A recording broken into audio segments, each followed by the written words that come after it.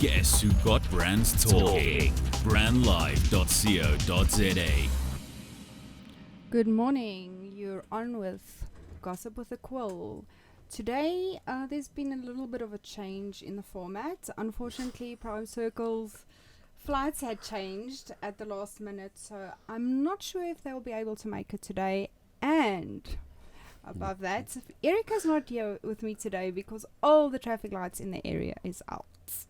There's nothing. Oh, by the way, so I'm Erica. I'm Erica. I'm the female version of Erica This is Sam Marshall with a tan. with the 10. How are you? I'm fine. How are you? You know what? I just came from Dubai. So, you know, the horrible thing with holidays is that you come back, Smacked with reality. immediately have to go back into work. And so you are tired from your jaunt overseas.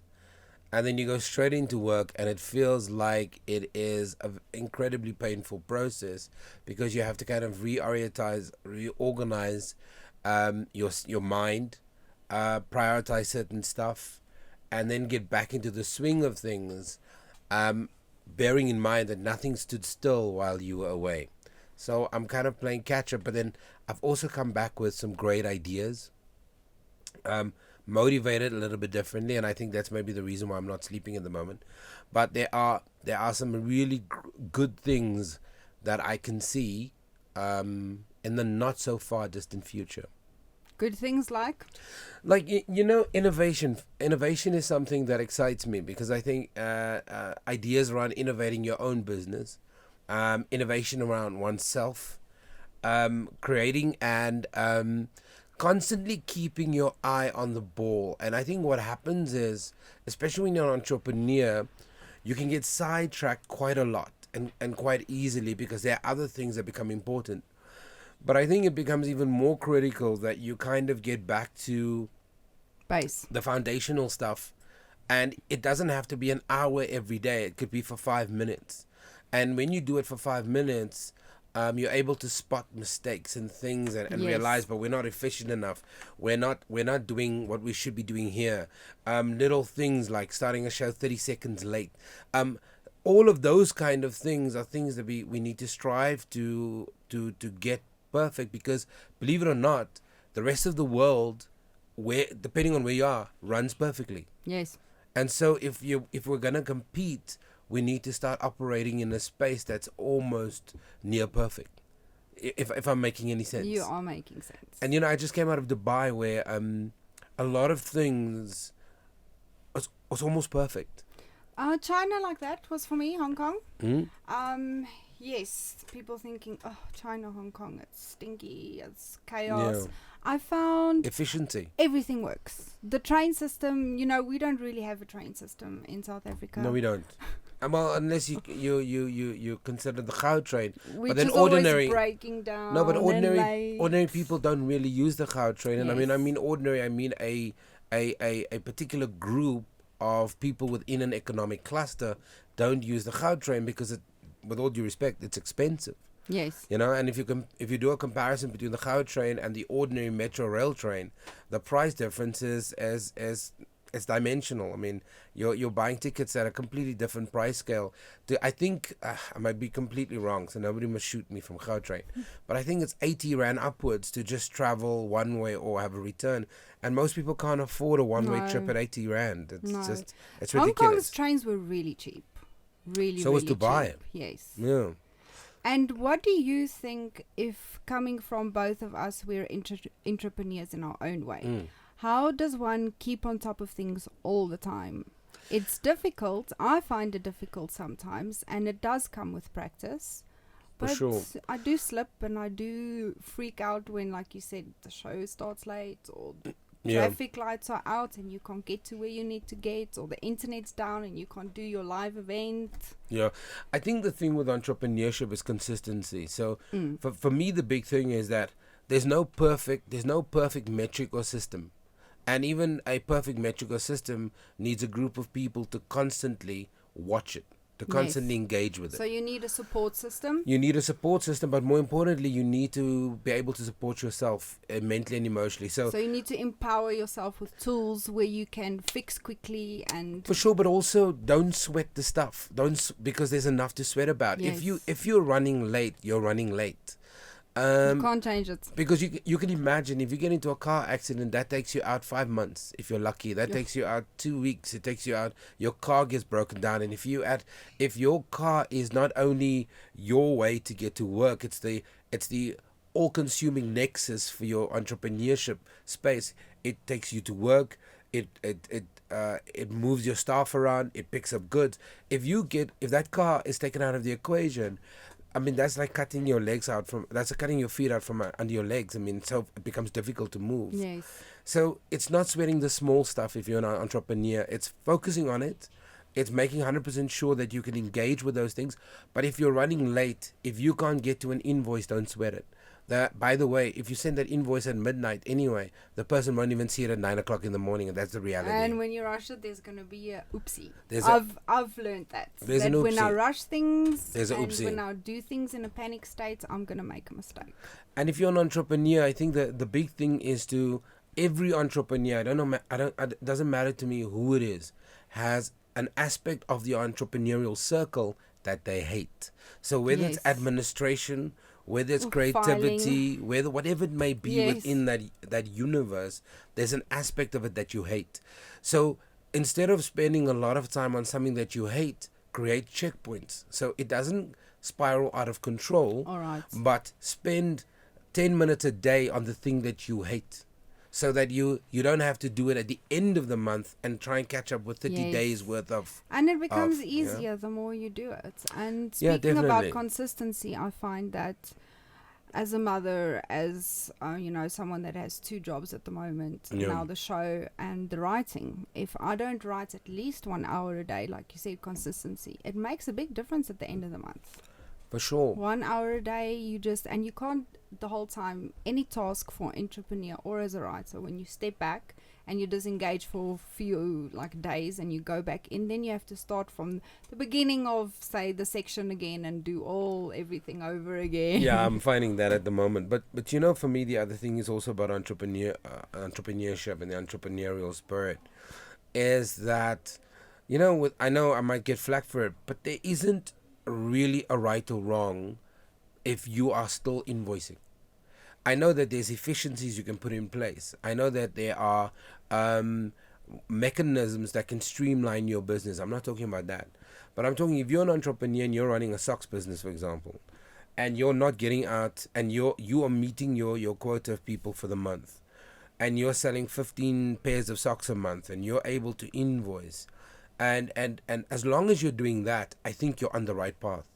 So I think sometimes what we are getting caught up is that we are, even ourselves as entrepreneurs, the actual mules in our business, we also get caught up in the Hollywood story of overnight success.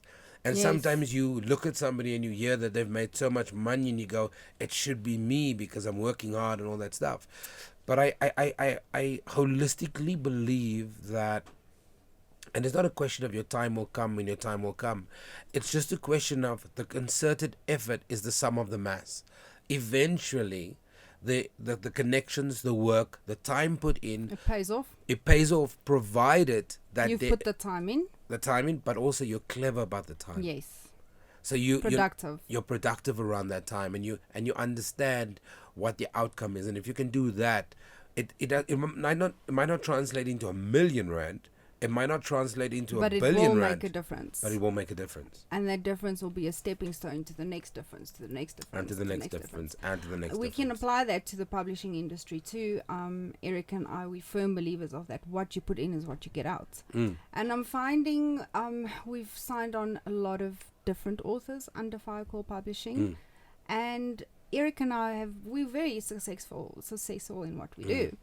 And people think, I want to be them, let's join with Firecall Publishing. And the moment they join with the Firecall Publishing, they sit back and we do all the work, we spend all the money. And you saying, you know what, it doesn't just take us, it takes you too, and it takes your support system.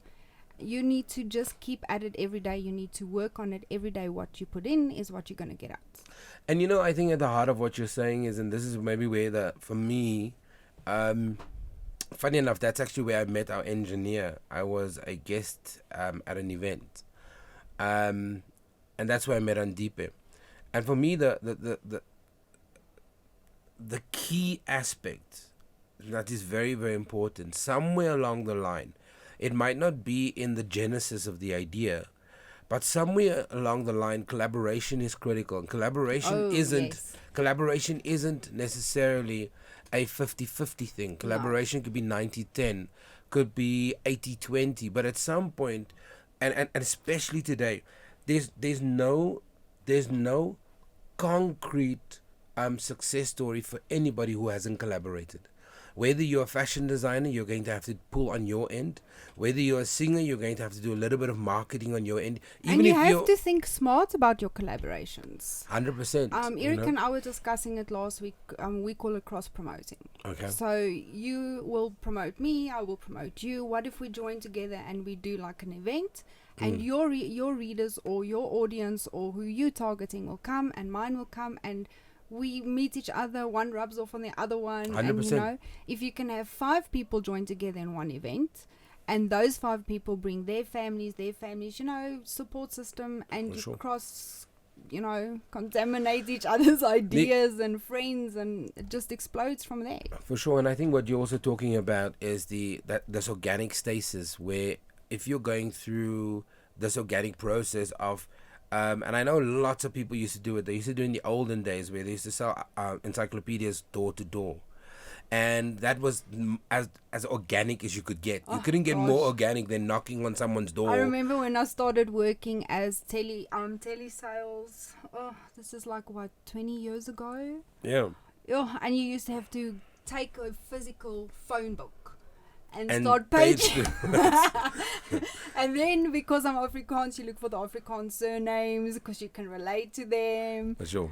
And then you start going through the English and you go through areas. Oh, I can't imagine doing that right now. Can you? But also the reality is, if you think about it, there's a lot of those jobs that don't exist anymore, just because the environment, the structural nature of where we are in 2018. For one, I'm happy for that. There's a certain jobs that won't exist anymore. I mean, yesterday I watched, was it in Europe, where the House of Representatives interviewed the first android, and what they've created is assisted care for elderly people, but using androids and using robotics. Yes.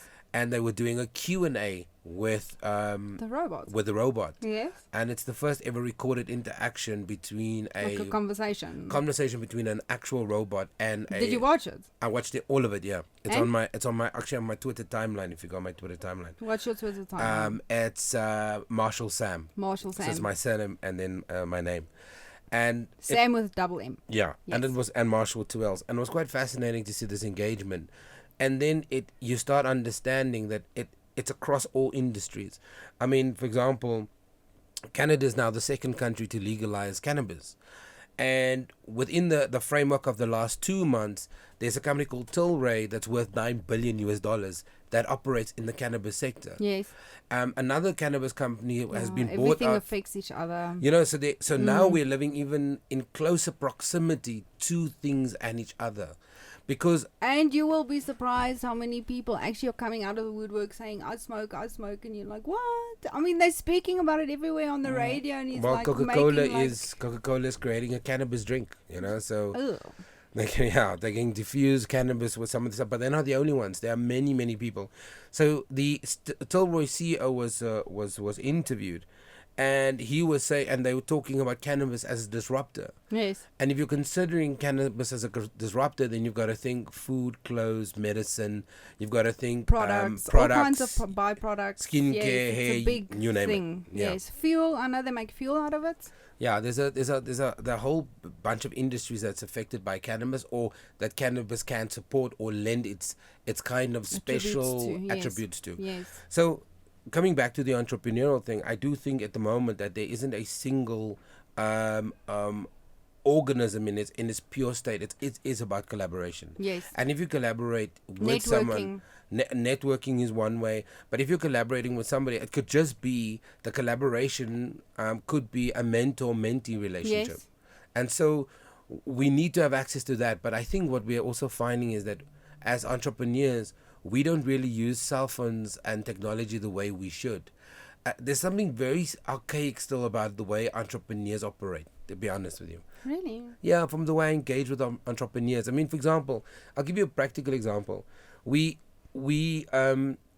mean, how I think about collaboration for me with someone else is that instead of still meeting for 3 hours every day, it's simpler to send a WhatsApp note and engaging with that person and saving your 3 hours. Yes. But meeting for 3 hours, it's like the aspect of meeting for a meeting. It really kills the entrepreneur because, for example, yesterday I went to a meeting, but an hour and a half of it was spent talking about our families and everything else. And that happens. I might have enjoyed it. Yes. But it didn't. Felt unproductive. It was horribly unproductive. And people who are busy all the time, unfortunately, yes, we don't have a lot of time to just sit around and. Yeah, so we should use technology to really get around those issues, and we don't.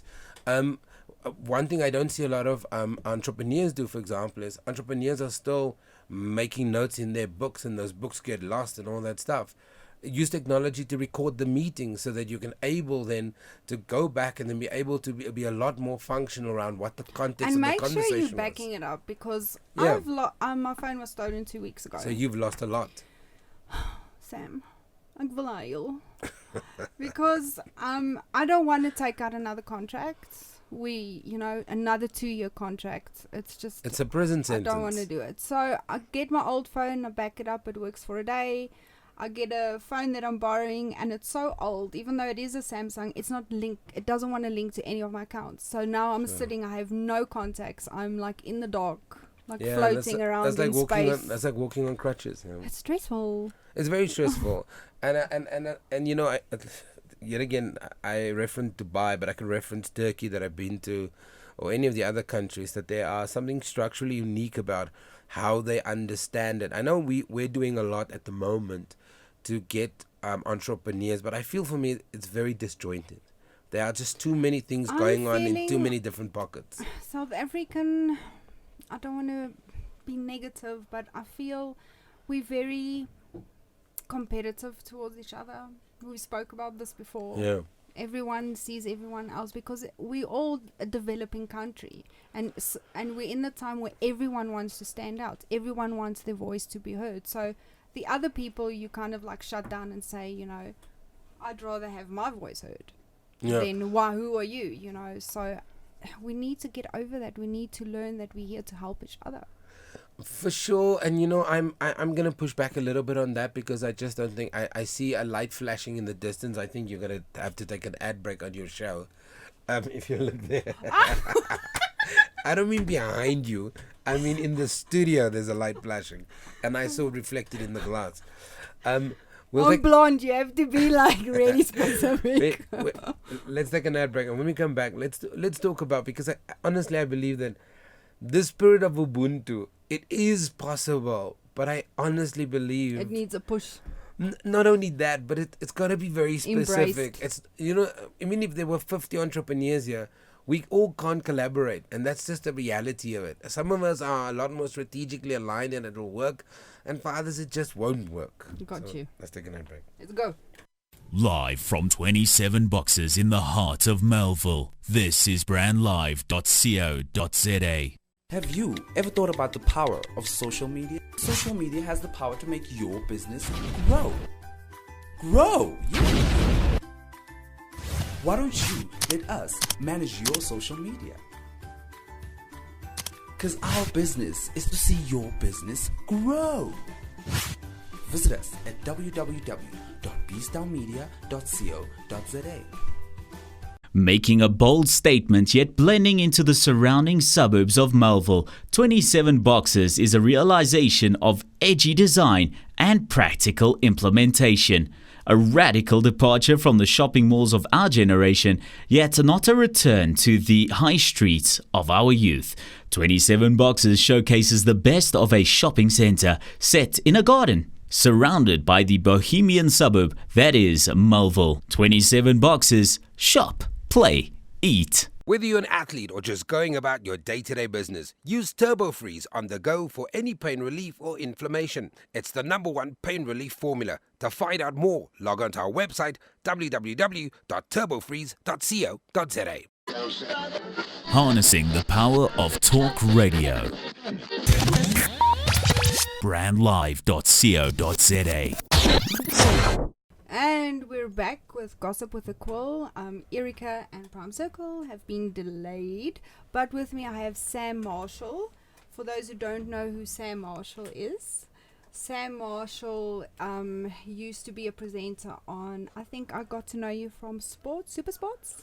No, so I actually started my career a gazillion years ago. I actually started with ETV years ago. And then after that, I moved to ETV in Johannesburg, did the morning show, was a stand-in for Ishibobo. I had a very successful show called Let's Fix It. Did some stuff with the Home Channel, and then eventually ended up with SABC, where I hosted the morning show for quite a long time. Do you miss it? I miss aspects of it, but the reality is that I am in such an amazing space because there's very few people that are able to kind of stay in media after they've been in mainstream media and then have made a life of it. So for me, right now, apart from doing Brand Live and we're doing some amazing stuff, it's taken a while to get here. And even a while just to be able to add things and think of other things to do. I run a news agency that's now partnered with Mail and Guardian, and that's massive. Congratulations. Thank you. And we started 4 years ago. And the Mail and Guardian deal is a massive thing. And I've been approached by so many different people to do different stuff. So I'm quite fortunate, and I still MC, and I still do all the things. So your purpose is to help others now, to leave a legacy behind?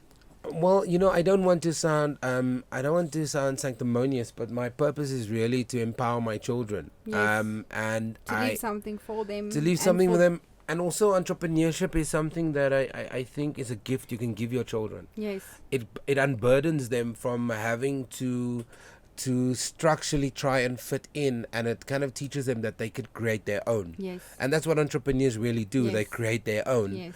And sometimes they create their own within a structure, and there's a kind of sense that we're all walking along.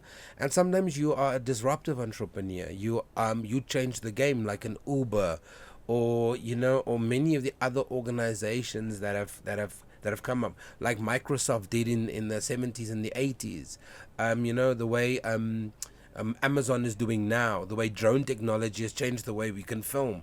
So there's disruptive stuff happening all the time, and I think entrepreneurship and entrepreneurs in many ways have changed the social, political, and ideological landscape because they are somehow outside the mold. I mean, if you had to tell me that Jeff Bezos would be worth $100 billion US.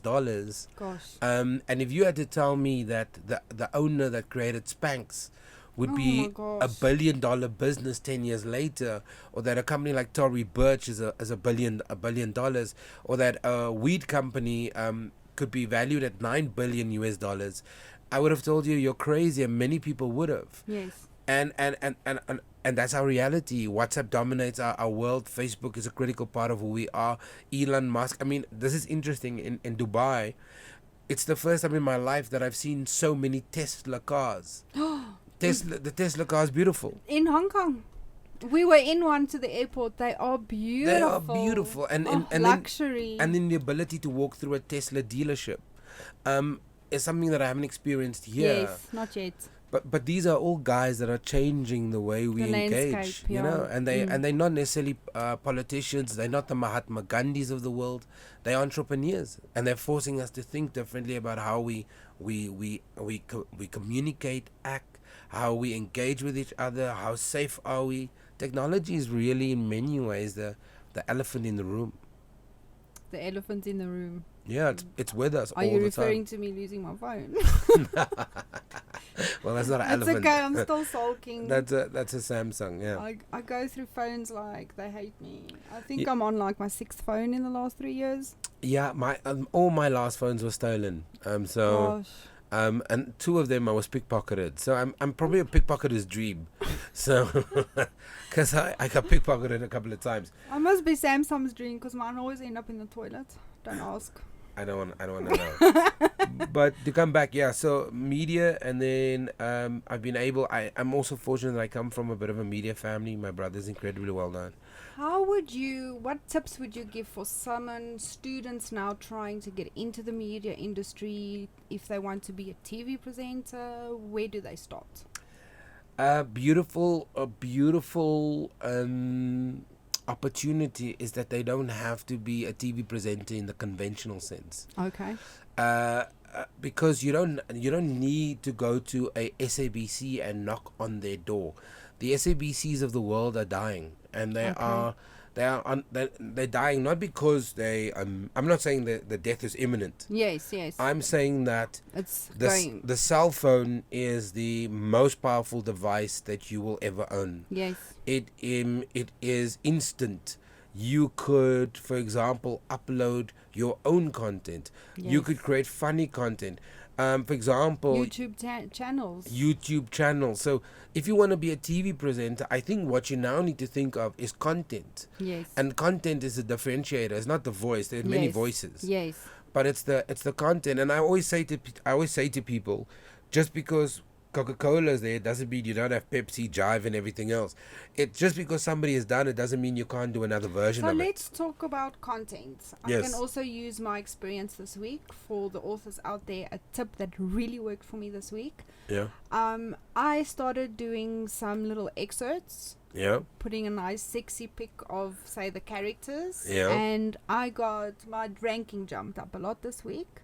Had a lot of shares, and it was about people want something different. So Yeah. instead of me the whole time posting about this book is for sale, buy this one, you get this one, and I'm tired of selling my book, and unfortunately it does take a lot of please do this, please buy my product Yeah. to actually make, some kind of sales. But also when it gets stagnant, do something different, deliver the good content. So I've delivered excerpts, and that's worked. What content do you think will really work right now? Well, it's an interesting question because I don't think, with all due respect, that there is a complete and holistic answer to that, Yes. because we are very different as So human it beings. depends on. But for me, I saw a show last night that completely blew me away. It was incredibly well produced. It's online on Facebook and other platforms, and it's called Sex Stuff. And what this woman does is very, very she's a sex educator, All right. and she really just goes around educating people around sex toys. I've never. Okay, I don't read outside like erotica and stuff. So what is a sex educator? Sorry, I don't. Well, I'm still very young at heart. No, I would argue that it's somebody Mommy that would be so proud.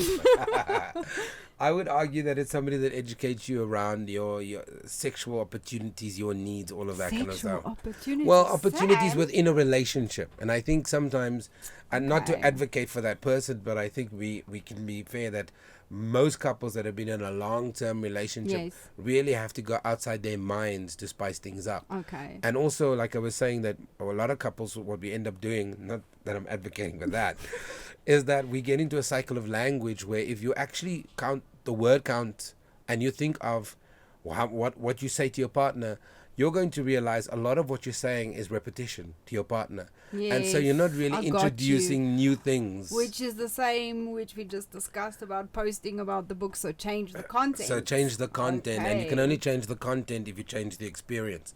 So we live in a selfie world at the moment, and I think the people that have done incredibly well, a lot of them follow a thread. There seems to be a lot of thought that has gone into the content. So even if that is Okay. somebody posting pictures of themselves Yes. week in, week out, Yes. there seems to be a stylized guide to their look and feel. Or their slogan that they put on it, or their little quotations that people can relate to. Yeah, but with that being said, we live in a world that is in opposition with itself, because at the same time, there was a video, and I mean, yesterday, great story, a video shot by a policeman where that went viral. And that video eventually ended up in this boy getting a sponsorship from Curo.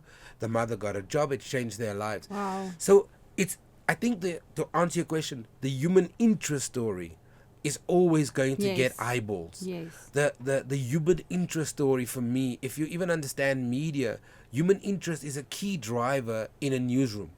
You know, how many people are impacted by it? How have they been impacted by it? What were they able to triumph the adversity? And I think with a lot of people, we are at that moment, because now the human interest story is saying that, hold on, social Instagram isn't real. There's no filters, all of that kind of stuff. So the human interest, you appear on social media is not necessarily who you are. So human interest is even driving that now, Yes. because we are saying that we've been through the bubble of fake champagne, fake all of this, fake that. I'm not saying there are people that are not doing that, but people with depth, even the ones that get caught up in that washing machine a little, they're coming back to asking real questions Yes. about, who am I following? What am I People engaging on? eventually catch on to the losing of the feeling, So human interest is always going to triumph. We're always going to Yes. smile at the little baby. We're always going to engage and you with can someone. use human interest stories to sell your product, your brand, your anything. You know, the other thing from a content perspective, so human interest for me spans across everything. It spans across innovation. So for example, I think the modern rock star are the tech entrepreneurs. I think they are the new celebrities. I think physical feats of flip-flops and flick-flacks and all that stuff is great. Yes. But the real rock star is Elon Musk. Whether you Yes. like him or not, the real The rock nerds. the brains. the brains, they're the new rock stars for Yes. me. And I think people that are showing an aptitude that's above average in terms of, for example, like Pearl Tusi's brand now. She's got this cream that's been selling out and stuff like that, and she's made a decision to be more of an entrepreneur. The ones that are excelling, that are doing a little bit more than the ordinary people, they're the ones that for me is the modern rock star. And it's funny, that's attainable by most people, but most people don't operate on that level, unfortunately. It means that for you to write a book, to do a show, to run two businesses, to run a family, means you're a bit of an exceptional human being, because not everybody does it. Oh, I can't sit still. Well, maybe it's that. Can Maybe- you sit miskien still? het jy- Because you also miskien het- have your hand in a Miskien lot het of jy pies. mure. Miskien het jy mure. Miskien is daar mure. Yeah, but it's that exceptional individuals. I mean, like a Usain Bolt. You have a successful track career, and now you're playing soccer, and you were the best at your sport, and now you're going to something else.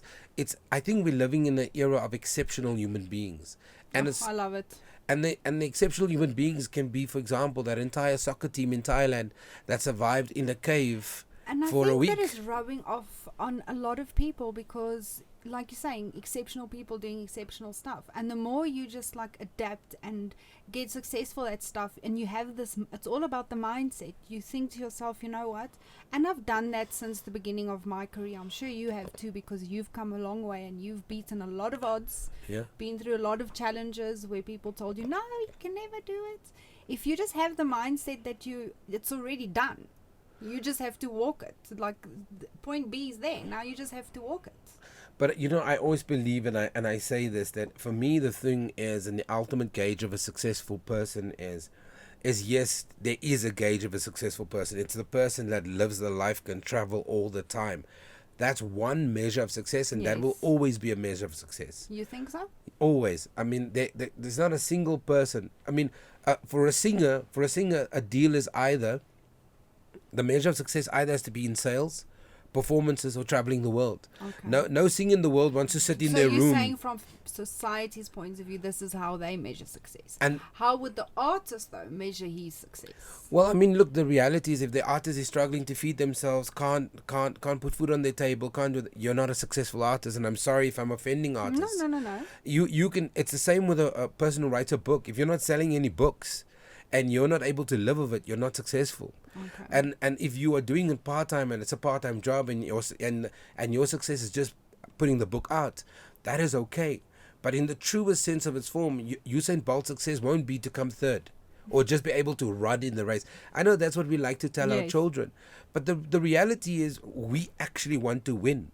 We actually want to be an artist on stage singing to millions of people. Okay. You actually want your book to sell to Can millions I of fight people. with you here a little bit? Yeah, of course, All please. right. So I hear what you're saying, and it is true that success is measured by certain things. Yeah. And yes, to be a successful writer, you should be able to live off your royalties. For sure. What if I, as the writer, my success, okay, for a given time, Yes. I'm perfectly just content with, wow, I actually have a book out there. There are some readers. There are people Great. I engage with. I have a beautiful family. I have a beautiful cover. I have a beautiful book that I created for myself. And if people are reading that, I'm happy with that. Look, excuse me. If you're that artist, then it says to me that this is not your main means of an income. So we're taking it from a business So, perspective. so what I'm saying to you, if your success and your pride is that I just have a book, great for you. that means you've reached. No shade, you- luck. You've reached what you've considered to be successful. But what happens when you want to write the next book? Is it going to be okay just to print the book? Is it going to be okay to have 10 readers? Because our human condition is to want more all the All time. the time. So you you- need the outside satisfaction It's- to actually just make you feel whole, which is wrong in a way. No, the reality is, and I've made peace with lots of things, and I'm going to say this again. My mom used to say to me when she used to give me hidings, when she didn't give me hidings, nobody is an island. Nobody can live on their own. Nobody can sustain themselves on their own. True. And I know we live in a society where people are saying, yes, you can do these kind of things, but certain things you just can't do without the help of Without, someone. yes. And entrepreneurs are a special grouping of people, because what they do is they will start an idea, they will germinate an idea on Yes. their own, and they can run for a short period, but they can't run forever alone. No. Because- Because you're only good at certain things of the whole plan. Yeah, and sometimes the germination of that idea is you on your own saying, screw everybody. I don't give a crap what everybody says. But at some point, and I think this is where Spanx was really clever, which I love about what she said. Have you ever worn Spanx, Sam? There are male Spanx now, Oh, by the way. no. They are. I saw them. I They need are. Spanx for my arms. They create Spanx for your No. arms. They do actually if you go. Oh my I gosh. promise you. Maya, there's Spanx for your arms. There's Spanx for your arms, for your bums, your legs, everything. But you know, my point is that there's a true measure of success, and I know we're living in this world where we're saying to everybody, it is okay that my son is running in a 100-meter dash. It's great. I love the fact that as a father, and I'm going to say to him, I'm so proud of you. But the reality for him to want to be the best, that can't be the measure. I've got to say to him afterwards, we've got to work on you winning that race now. You've already proven you can do it. That you can. You're running yes. at the best level that you can. But how do you beat the best? Are you banned from your kids' soccer games or athletics? Well, I'm fortunate at the point that my kids don't play any of that stuff. The moms are academics, so they're busy with their books. But you know, the thing for me, I must tell you, I also subscribe to the holistic view that it's good, kumbaya, my lord, we in a circle, but we're talking business. But if you're running it as a not, business. not only business, but I'm talking about personal success too. Personal success for you, yes, it's great to print the book, but wouldn't it be better if 1 million people buy it? Wouldn't it be better? That depends on the person. I was just trying to 100%, get a different 100%. point. I I was agree just with trying you. to fight with you, Sam. No, I agree with you, and I'm saying to you, there are those people, and we need those people that it's just good enough to print a book. There is somebody who just wants to make a song and keep that song for themselves. That's great, but I'm not talking about that person. I'm talking about the person who's playing the game. Yes. And anybody who plays the game wants a measure of return on the work that they've put out. And, Yes. and the truth is, the measure of return on the work that they put out needs to meet a certain standard. No singer in the world is going to be happy with only their mother and their father downloading their music. No singer. What is that ad that used to play? And then there was one guy, and then he goes, "Woo, we want more." Thank you for my fan. Yeah, you just won't. And if it's 2 fans and you're happy with 2 fans, it will be nice to see 6 fans. And when there's 6 fans, you eventually want to see 10 and 15 and 20 and Like you 25 and said, 30 it's in and our 45. DNA to have more, to gather more, to be more, to strive for more. For sure. And so I'm on a mission where I think we've gotten also into a space where we, with all due respect, we celebrate mediocrity. and we are saying to somebody, "That's great, buddy. That's fantastic, man. That's really awesome." Way to go. But the reality is, anybody, and this has been proven throughout the world. You don't even need to be a singer to be successful today. That South African singer, she's young. She started when she was 17, and she was a bestseller on iTunes. You know about her? What's her name? Oh gosh, Reiki. I forget. Is it not Reiki? I don't But know. she was homeschooled, and she was singing on the side, Okay. and she became very successful just for selling on iTunes. But obviously, you need some talented backup. No, there are many people. Psy couldn't sing. Gangnam Style. He's not a singer. Oh my god. There's just so many. David Hasselhoff. David Hasselhoff. No, but listen. Don't slam David Hasselhoff. He's the best-selling Austrian artist of all time. No, he's He fine packs as Michael Knight. He must He, stay as he Michael even. Knight. I've met him and I interviewed him. But why? Do you I know don't what he? understand. Can I He's tell you what he does? horrible. He bought the kit Sorry, car. Michael. So when he does the live love you, Michael. performances, he actually comes out with a car. He was at Joburg Day a few years ago. Yeah. Were you there? No, but have you heard his music? Oh, it's horrific. I mean, well, he He se- can't sing nie. but he sells out stadiums. Why? Because he's Michael Knight. No, because there are actually people that love his music, and this is the thing that we must understand. And I think here's the structural problem. We Viwe, one of my colleagues, told me that that she just went to Tanzania or Tanzania, depending on where you come from. She experienced music that we're not playing here, and they're not playing South African music. Yes. And the moment you kind of understand the context, and when you start realizing, but hold on, that means that if I'm a South African artist, I actually don't have to be big in South Africa.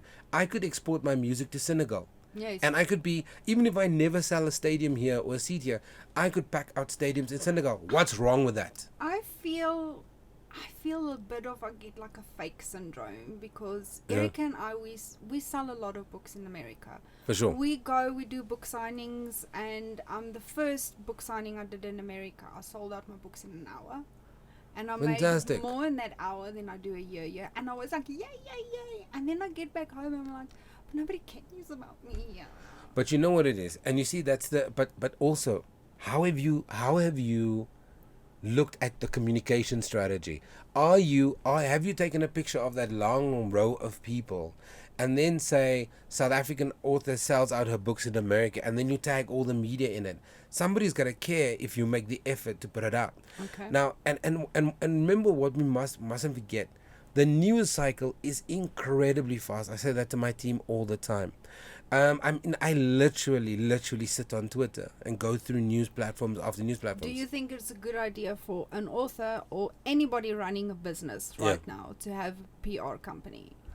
Okay, so I'm the wrong person to ask. I don't believe in PR agencies. Okay. But Do you think I can do it on my own? I can put up a press release and I can just start Googling contacts and throw it out there. I think you can do that. I think PR has a place, if I have to be honest. Yes. But I think what has happened is, and if I speak to many people, there is a huge confusion where marketing, PR, and publicity play a hand with each other. Okay. And the lines are blurred.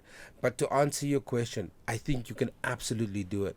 I think what you need to do, though, is to have a newsroom style of thinking, though. Yes. So you need to constantly What put would out you content. read? What content would draw your eye? And And that's put what you have to think with all marketing.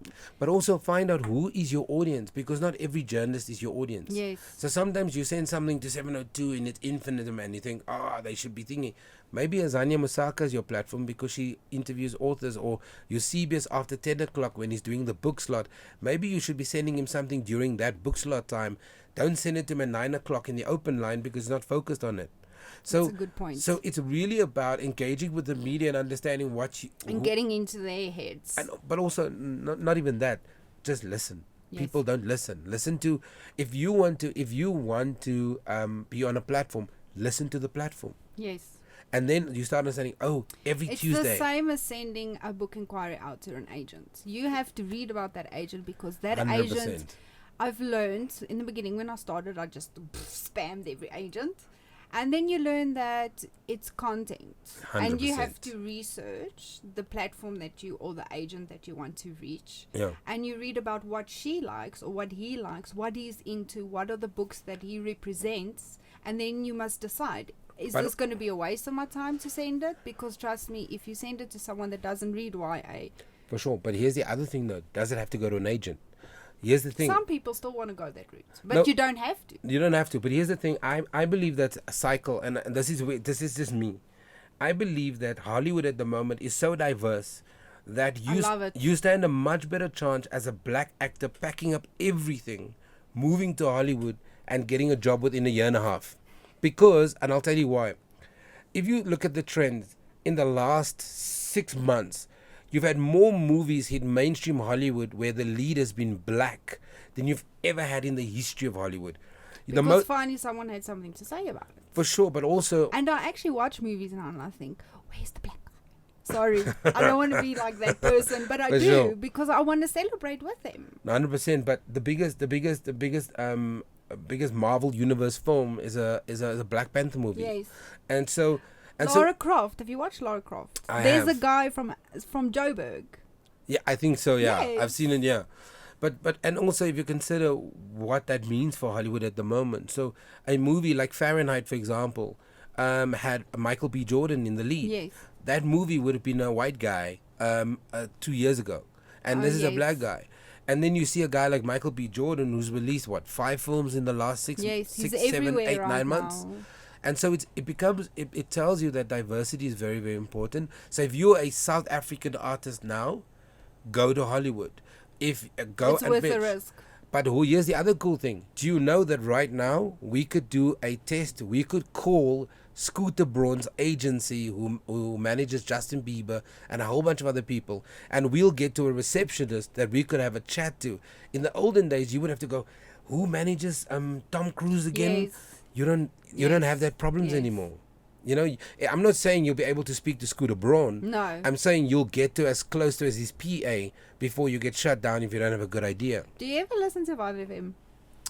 I used to listen to 5FM when my age was relevant. What's his name? Mbazi Buko. He phoned this lady to ask to speak to Oprah. It was so funny. How far did he get? He didn't get far. Okay, but Oprah's next level, you know. So that's and look, the thing that we must also understand, these guys are very professional, very serious about their craft. To Yes. interview George Clooney takes a month. You know, it takes a month of setting up and preparing and making sure that it could take a month, it could take a week, depending on who you are. Sometimes it could take a year because they're so busy. Because they're so busy. But I'm sure there are certain people, if you're Trevor Noah, Jimmy Kimmel, those kind of guys, it still takes weeks to organize. Yes. But with us, maybe it'll take 6 months. But I think our biggest problem is effort. We don't like effort. Effort is too much of an effort. And that's the problem. And if somebody had to say to you, listen, man, you can speak So we to... bring it back to what you put in is what you're going to get out. If somebody says to you, you're going to speak to Elon Musk in a year from now, you'll go, a year? A year? I want him on the show now. But here's the weird thing. Before you wipe out your eyes, a year's gone. I know it is. So instead of working from the start to get him on the show, you say, no, I'm not going to do it. So a year goes and you go, oh, wow, I could have done it. Yes, I could have been with him on the show right now. Because a year's not what it used to be. No. Time flies It when you're not does. having fun. When you're not. Time stands still when you're not having It fun. flies when you're having fun. It flies when you're not having fun. That's just the world we live in at the moment. But effort is a big problem that I experience in my... Personally, people have a lot of problem with effort. I see noises and everything else. It's Andy telling us 5. Is it 5 minutes to the end of the show? Well, you see, time flies. Time flies when you're Having having fun, you see. And also flu for those that are not having I fun. just want to thank in you this for stepping conversation. in today Yeah. and saving us. You have always been one of those people that I could count on from the beginning. Thank you. Thank And you. I have to thank you. Well, I hope you can count on the police as well. But Who's you, that? But you know, my advice for an entrepreneur is, and I mean, look, what I'm about to say, there's nothing new to it. Just do it. Yes. Don't get permission. Don't ask anybody. Don't tell people your ideas. Because, you know, Thingy once told me, what's his name? Evita Poseidonut. He said, you know, His name. he said to me, you know, advice from family members and those that love you is the worst advice. It's the worst advice that you can get from your mom, your dad, I must your say, my girlfriend. mom and your... dad have never, and my husband never told me you can't do it, ever.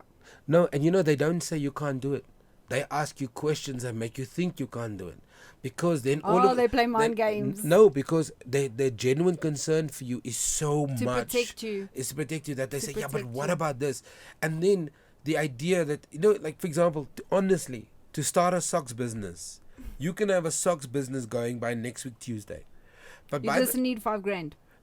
you don't even need $5,000. You just need a sock. You need socks. And what I'm saying to you is how you sell it, distribution, everything else comes with the process. Comes The- with effort. And here's the thing. I mean, there's so many books written by people who've done stuff that you can even learn from those people. You And don't they're have to free make the on mistakes. Amazon. 100%. But we come up with an idea, then we pitch it to people, and depending on people's excitement, we then go, it's not that great.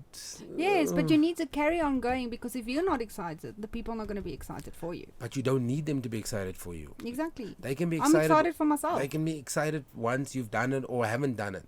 But the reality is, I mean, my own personal story of entrepreneurship is very, very hard. But I've been sued. I've had to declare bankruptcy. I've had no money. I've literally been living But off. Yeah. you needed to go through that. Well, I You maybe wish it didn't hurt so I much. I but honestly didn't have to go through it. I think I just needed to be smart about my choices. But my reality is that I don't come from a background where my father's run a business or my mom understands anything. So it's not like I could call them and say, Mom, what do you think I should do here? And so, and that's honestly the journey for many entrepreneurs who are not white, if I have to say it and be frank.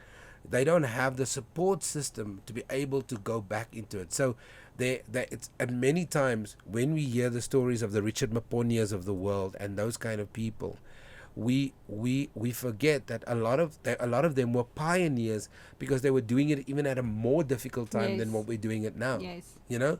So my thing is, don't share your idea. Do your idea, get it into phase 1 and 2, then share your idea.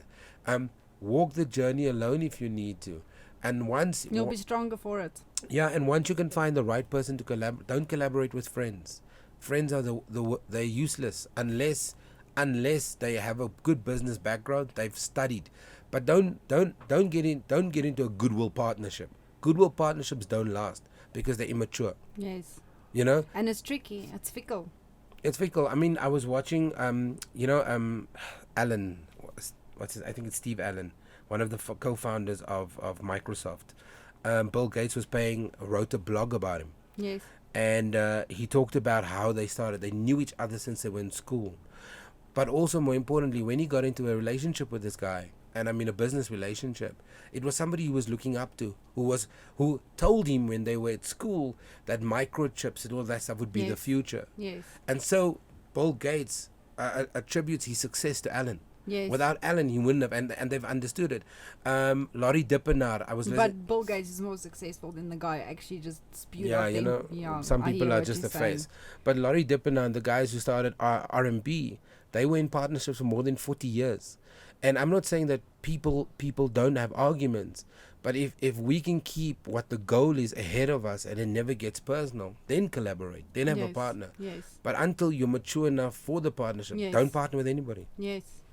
So I want to tell you who's going to be here with us next week. Oh, great. Filmmaker and author whose books have been adapted into movies.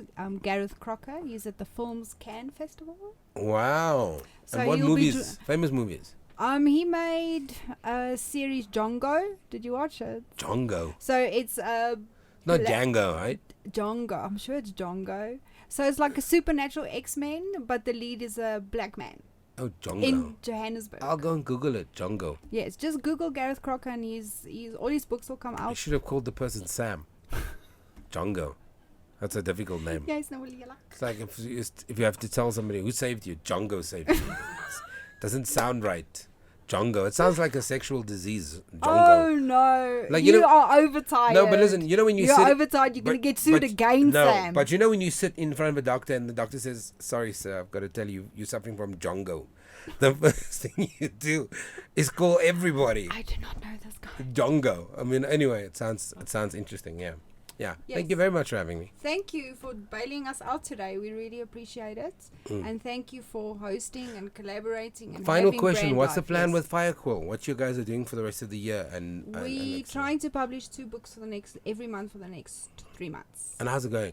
It's going good. Can I ask you a question? I want to put you on the spot quickly. We do have time, Andipa. Do you have time? I just want to put on the spot. Andy, come on. 2 minutes, 2 minutes. What happened to my book? I sent you guys a chapter in what happened to my book. I got a feedback saying it's very dark and we love it, and then I had nothing from you guys. Did you send it to me? Oh, I didn't send it to you. I sent it to your partner. Okay, you're Well, out of the dark how corner. far? Okay, let me put you on the spot. Oh. Yes. How far are you with your book? I'm done with my book. Are you done? I Have you am- edited it? I'm busy with the rewrites. Okay, and then send Right. it when you're done. So I'm done with the first one. But I'll send you a chapter so long so that you can read the first 2 or 3 chapters. It's very dark. Yeah. I'll send it to you. Do it. It's very, and then I'll send you a book about a serial killer, rapist who's a woman. I don't want to read that. It's quite hectic, but she's a serial killer and a rapist. You got interesting ideas. So I'll send Okay, you. we're back I'll next send week. you. Okay. Cheers, Ciao. guys. Ciao. Live from 27 Boxes in the heart of Melville, this is brandlive.co.za.